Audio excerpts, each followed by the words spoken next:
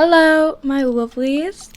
So excited to see you again for another late night book club. And I actually have topics prepared this time. We're back with the scuff set up on the camera though. Hopefully this will go to plan. If not, I will have to refilm it, which I'm obviously hoping not to do. But we're going to cross our fingers and pray. If the quality is good, you'll be seeing this. Because last time I filmed with my camera, the quality just failed on me. And I don't know why. And I have no way of checking it because there is not a viewfinder. I should have just done it on my phone. But that actually brings me on to one of the first things I want to talk about. My camera that I have a camera that just for like photos. So I wanted like a digicam like with proper good like how do I explain the quality? Like, it's more yellow toned photos when you have flash on. We've taken some amazing photos on this camera and I love it. However, if it's not like a flash photo, if I'm trying to do a video, the quality is just so bad. And I don't know why. And also I did think it might have been because of my editing. When I edited everything, when I was exporting it, I might have been exporting it wrong, so it's going to be a bit of trial and error. Because last time I filmed one on this camera, when I put it into my software it was fine, and then after editing it and exporting it, the quality was awful. And I'm blaming YouTube, not me. It's not my fault in my head, it's YouTube's fault. But I've been looking into getting an actual camera. Yes, it's very early on, but like a camera for filming, because it just makes life so much easier, because then I don't have to be like, oh, my phone storage, my phone battery.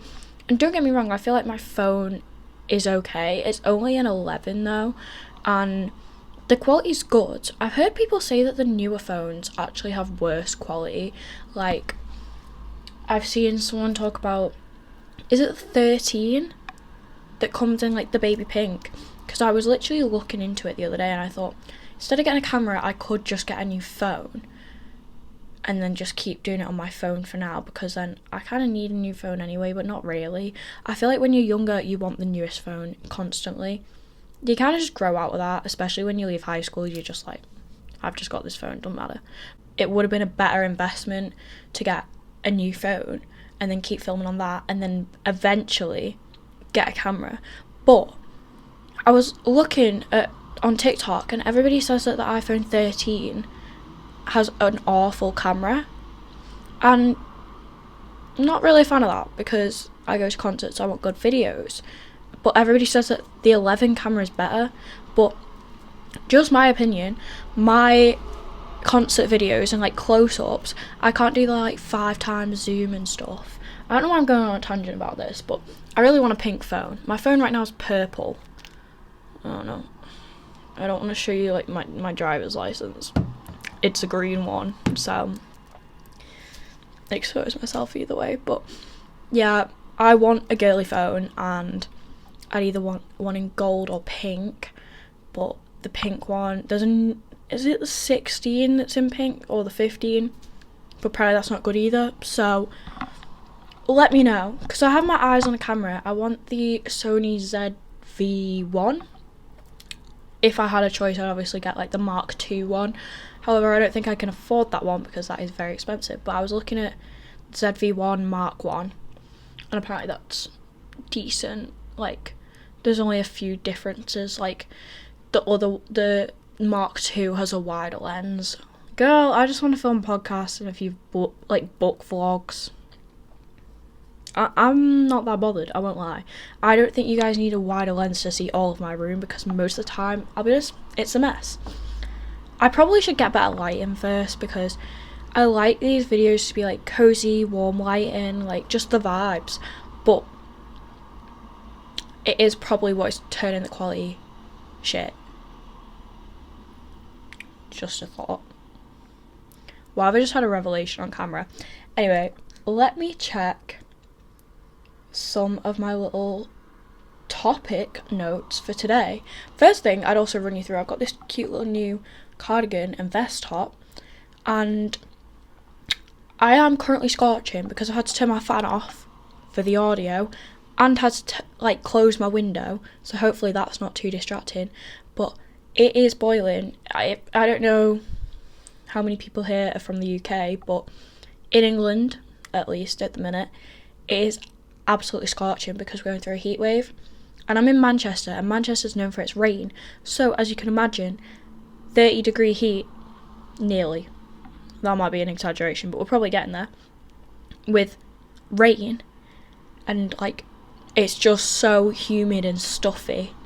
And literally, I come home from work, I walk home from work, and I'm getting in the door, and I just want cold breeze. Even my fan doesn't do enough. I don't know if my fan's like deteriorating or if it just doesn't feel cold enough because of it, because it's so hot outside. So let's see how long this cute little pink and yellow outfit lasts. I do have pajama bottoms on, but they are stained with fake tan. I don't know if you can see them, but I'm gonna pray you cannot. First thing I do want to talk about is my last read. I haven't got a current read as of like right this second. My last read, Lost and Lassoed by Lassoed, as part of the Rebel Blue Ranch series. It's the third one. Literally just finished it last night.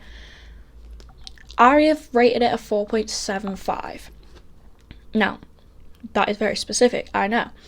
And typically I would just be like, no, I just call it 5-star, but I didn't get that 5-star feeling. So, as much as I love it, and it's so close to a 5-star, when I was reading it, like, you know when you read a 5-star book and in the middle of it you're like, oh my god, this is a 5-star, and you just can't stop thinking about it afterwards.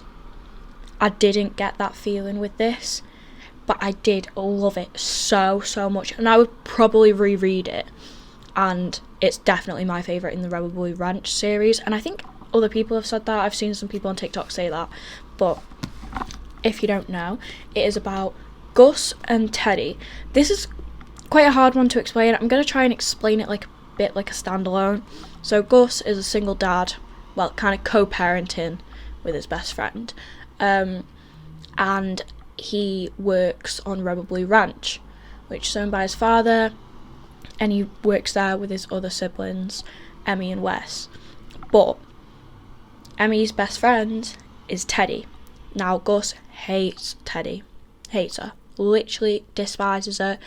They both hate each other. They're just constantly being horrible to each other. So, you know, you can guess where it's going, all the enemies to lovers. But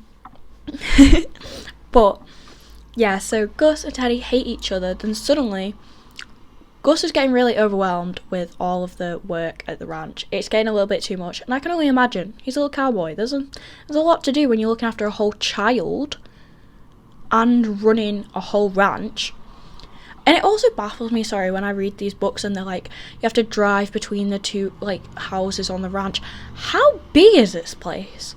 Like, maybe it's because, at least where I'm from, like, there's like, farms, but you're not driving between them. How big is, I'm imagining this to be in a village.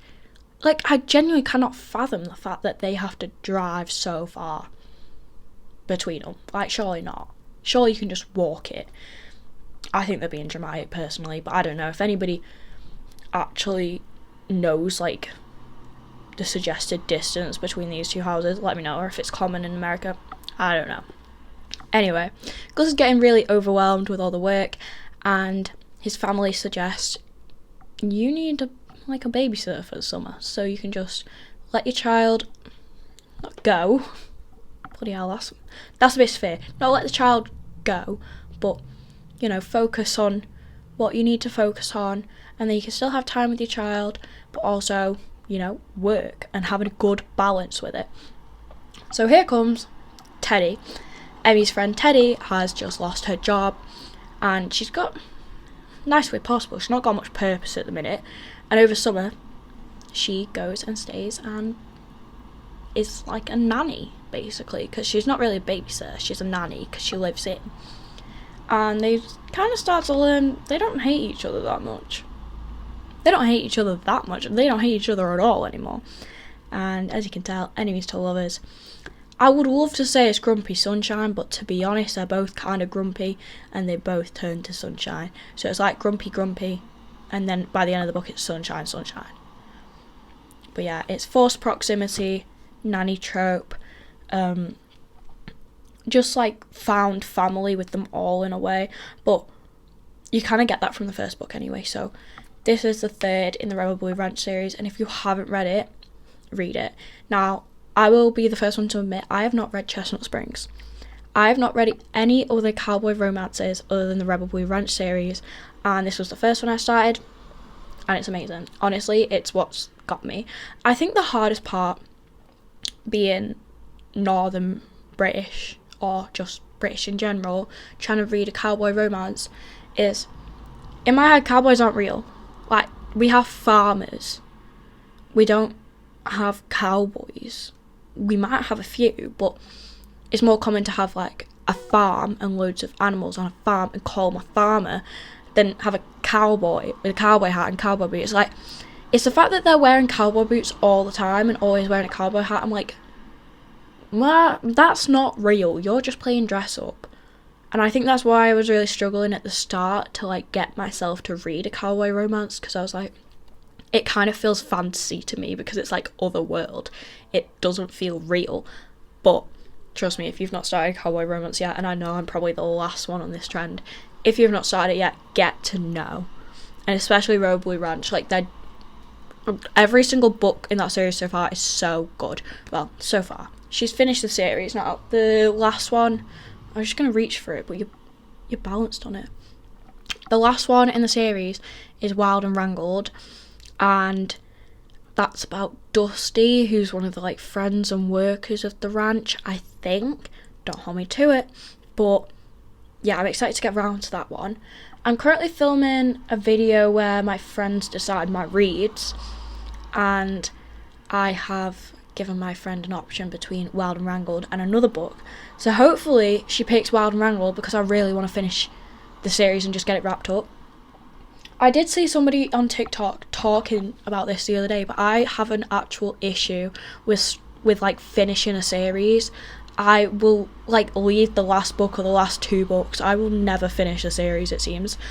I still haven't finished A Good Girl's Guide to Murder, technically, because I've not read As Good as Dead.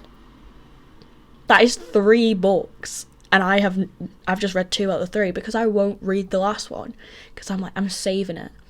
Girl, I just don't want it to end. I don't want any series to end. I think that's my issue.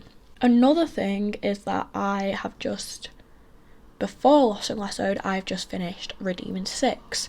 Now, I did do a whole reading vlog on it. If you haven't checked it out, please check it out. I received so much love on it. Genuinely, it was really nice. I had a lot of DMs, and it was so nice for people to post saying that they're watching it, and people to message me about how much they liked it, and even some comments as well. It really helped me, and that's what's inspired me to do a mix of these late night book clubs, which are kind of like what I've built over the few years with my community, and then now also transition into like typical YouTube reading vlogs rather than podcast style. Obviously they take a lot more effort, but I really enjoy filming and editing it, and it was really nice to see that it paid off and people actually appreciated it.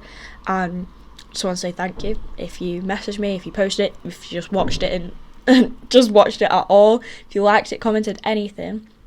It means so much to me, because I, like many people, have wanted to start YouTube literally my whole life, and I've considered it quite a few times while I've been like growing my book talk.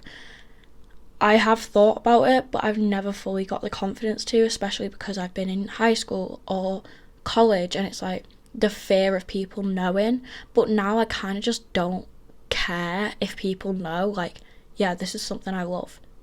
And what? Like, I don't understand why you have to answer to other people's expectations.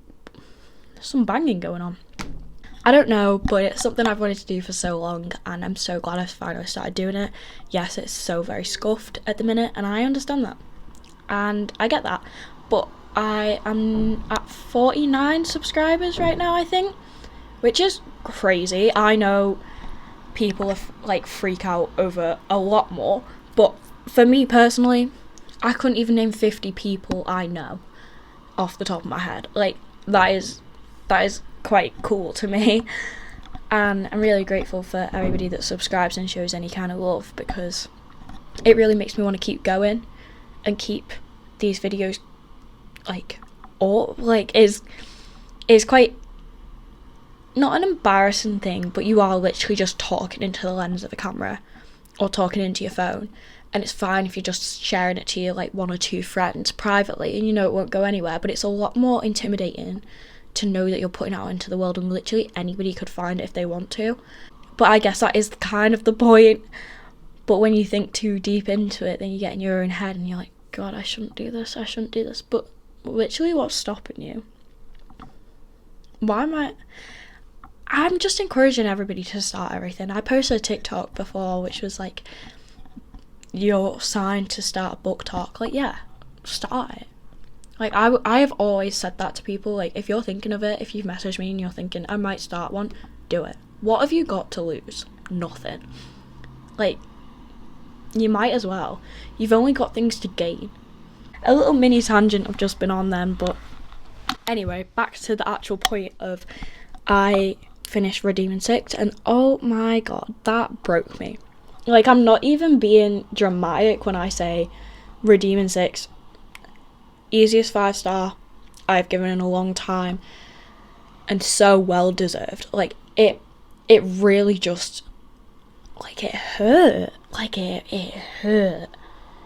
It was such a whirlwind and roller coaster, and that's how I described it most of the time in my review and my reading vlog, because to this day, I say, when it was literally about a week ago, but I still don't know what words to use to describe how I felt other than a whirlwind and a roller coaster of emotions. Like, I cannot seem to like make a sentence about how it made me feel, because it just makes you feel like so many different emotions at once.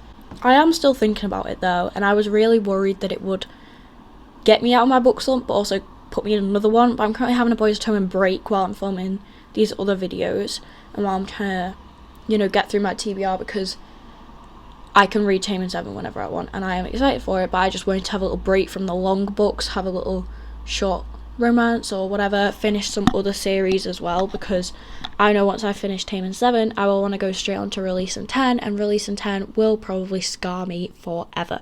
So I'm trying to take it slow. That's what I found with heavy books, with like heavy topics like that. You can't read them all in one go. It will literally burn you out. And I really just want to avoid a book slump this summer. I've been in a book slump since September last year, and I know I've mentioned that so many times, but it's really been horrible. Like, I just keep buying books and then I actually cannot get myself to finish them. So my first order of business is to finish books I have not finished, and then also obviously read the books I'm doing for this video, and then I can start getting onto more in-depth books. I don't have a reading goal for this year. I didn't set one at the start of the year because obviously I was so deep in my reading slump, and I didn't really get used to life at uni in that kind of way. I was never consistent properly with uni, but I guess with first year it's quite a lot of experimentation. I am praying that for second year, even though it is my hardest year and many people's hardest year, I will stick to this bookish content, and I will stick through uni, and I will keep reading, and I won't get in another book slump, because I can't do it. It was horrible. And I think about it sometimes and I'm like, yeah, I have read significantly less books than most people I know this year, like most bookish friends I know this year, and that's okay, because I don't have to answer to anybody, Sometimes I look at like my Goodreads and I'm like, oh my god, that's embarrassing. But to be fair, with Saving 6 and Redeeming 6, they are long. Like, you could fit 2, maybe even like 3 or 2.5 books in the span of Saving 6 and Redeeming 6. So I just chose the big ones. Few, but big. I also want to quickly cover the We Were Liars adaptation, because I haven't watched it yet, but I'm really interested to know if any of yous have. I am going to start at some point, but I remember when I read We Were Liars a few years ago, I didn't really like it like many people. It was just so like confusing and really weirdly written, and I honestly don't remember anything about it. So I think if I watched the adaptation, it'd kind of just be like a whole new story because I have no recollection of it. And I want to find out if any of you feel the same with that. Like, do you remember the book? Does the book match the adaptation? Or are you going into it practically blind like I'm going to be? And I'm still undecided about if I am going to watch it. I think I will. Just because any kind of book to screen adaptation of a book I've read I really like to watch, and I'm excited for People We Meet on Vacation. That one's gonna, well, I call it You and Me on Vacation obviously, but People We Meet on Vacation, that's coming. Mindfuck is coming, so excited for that, mate. Mindfuck being made, I can't remember if it was a show or a movie, but oh my god, I think it's a show. What else is there being made into? There was the rumours a while ago about Seven Husbands of Evelyn Hugo being adapted into something. I think they were going to adapt it into a film and everybody wanted it to be a series, but we still haven't heard anything about that, so I don't know. I think Carrie Soto is back, is getting adapted into something. But it's always hard when it's a book you like, because obviously you want it to live up to your expectations, and if it doesn't, you're like, okay. Well, like, Daisy Jones and the Six was done perfectly. Oh my god, I rewatch Daisy Jones and the Six like every few months, like every month maybe even. I watch it so much because I love the songs, don't get me wrong, but the show as well, I love it. Like, everything about that show is perfect to me. If more book to screen adaptations could be done like that, I swear I would watch every single one of them every month. I would just have a bookish adaptation day. Like, I would just rewatch. I feel like I need to probably wrap this up because I have been talking very, very fast, covered quite a few topics, but I am just in a mood to just talk really fast and just literally just say stuff. Like, I can't even get my words out. I'm just talking and talking at you. I'm sorry. That is like the point of a podcast, but this is a podcast for the girlies with ADHD and short attention spans because I literally speak at like 90 miles an hour. I forgot to say my drink of the episode. Stole that from Bookmarked, but I have a cup of tea, and I've also got a water in my stand, but I actually haven't had time to take a sip. I sat down, I made a cuppa, and I sat down and I started filming, and I haven't had time to take a sip because I've actually just been waffling so much. This is my issue. If you like call me or FaceTime me, specifically over text, I will talk at you for so long. I will just keep finding things I have to tell you. It's bad. Me and Isabel covered about 15 plus topics in an hour and a half call the other day because I just kept spitting things at her, and they were in depth as well, but everything just reminds me of something else. And I think I'm just made for the ADHD girls. Like, obviously a podcast in general is quite hard for an ADHD girl to listen to. I'll tell you, I'll say it. I'm prime example. I really struggle with a lot of podcasts unless I'm really interested in the creators, and I have to be, really interested. It's so difficult for me, but I think that's kind of why I wanted to make these, which are a bit shorter than like a typical podcast most of the time. And then also I speak so fast that I am at the speed hopefully you guys can catch up with. Hopefully there's not like an accent barrier or anything, but hopefully you guys enjoy the speed I talk at, because this is the type of speed that would itch my brain. I need to wrap this up. I just said I was going to wrap it up and then look where I am. Okay, so I will love you and leave you all. I am so sorry for all this waffling. There is obviously going to be a new video that I'm working on. I don't know when it's going to be coming out yet, but I will be talking about it on my TikTok. You can find me on there at Library of Isabel. I also have made a bookstagram. Woo! The crowd cheers. I made a bookstagram. It is Library of Isabel and then an extra E at the end. And I will find you all in the next video. I will keep you updated. I love you all. Please stay safe. And I'll see you soon. Bye!